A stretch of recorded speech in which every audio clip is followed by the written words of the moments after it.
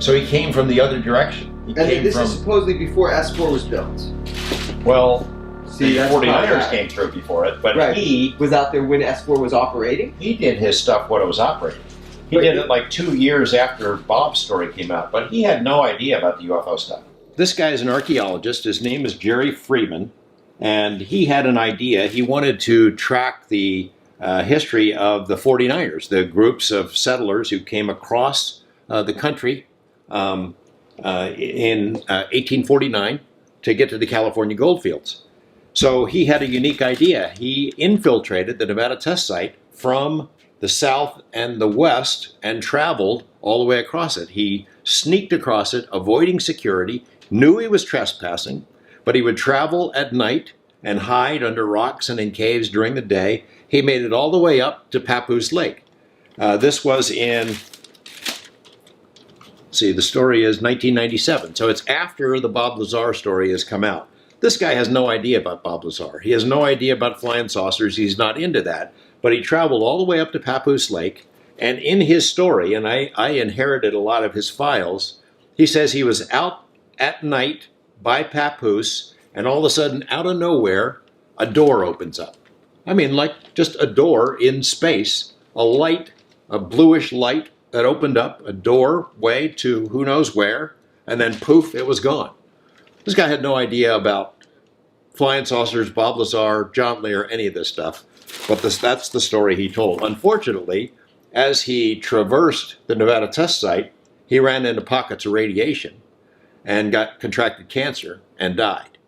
Nonetheless, a lot of his files, a lot of his footage, his home video is here. I got it.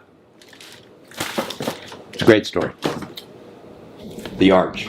The huge stone arch depicted in this photograph does not exist, he says. The Department of Energy has decreed it so. Why? Because you and I might want to see it. And it's within a stone's throw of Yucca Mountain, which was designated as the nuclear repository.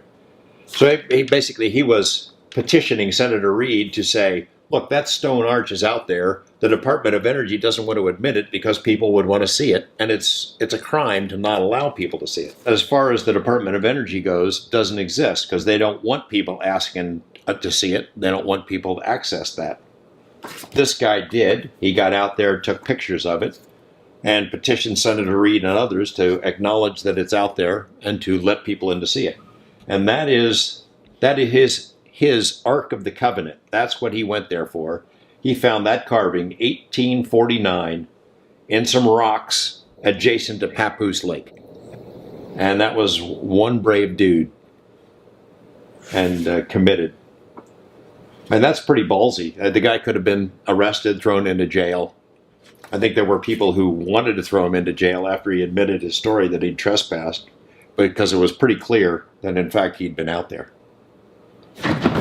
2 years after Bob's story. But how do you even get on that land without getting... He came from the west. And they didn't stop him. No. Sensors, nothing. It is a gigantic facility. And he slipped in. My mind can't understand. He traveled at night, and he hid under rocks. Oh, he knew he shouldn't be there. Right. Oh, no. He knew he was trespassing. Well, shit. He didn't know for S4 to look for the fucking hole in the side of the mountain? Well, he didn't care about that. He was looking for the rocks, that carving right there that he took the picture of. Fucking nerd. That was the big prize for him. But while he's there hiding, that's when the door opened up. No way. He said he saw the door open up. And he's not a UFO guy. And he doesn't know that shit. Has no idea about this shit. No fucking way. And he died from radiation stuff? Yeah. Because he's sitting out there in the dark. Holy fuck, what the hell is that? And there's light inside. And a door opened from the side of the mountain. That's where Bob... Not on the side of the mountain, right in the middle of the desert. In nothing. Nothing's there. There is no side of the mountain. It opens in complete darkness in the middle of the desert. Ooh. You're not saying the floor opened up. No, I am saying he's sitting here looking... Out of interdimensional space. Yeah. A door opened with light behind it. Yeah. And he said this to you. Yeah. And he came to talk because he knew you were into this area. Yeah, but he came to me, but I didn't get to do the story. It ended up being somebody else because I wasn't there at the time. So there's some shit going on out at S4 that is way beyond our imagination. Yeah, and this guy, like I said, not a UFO guy. Dreamland. Completely different adventure.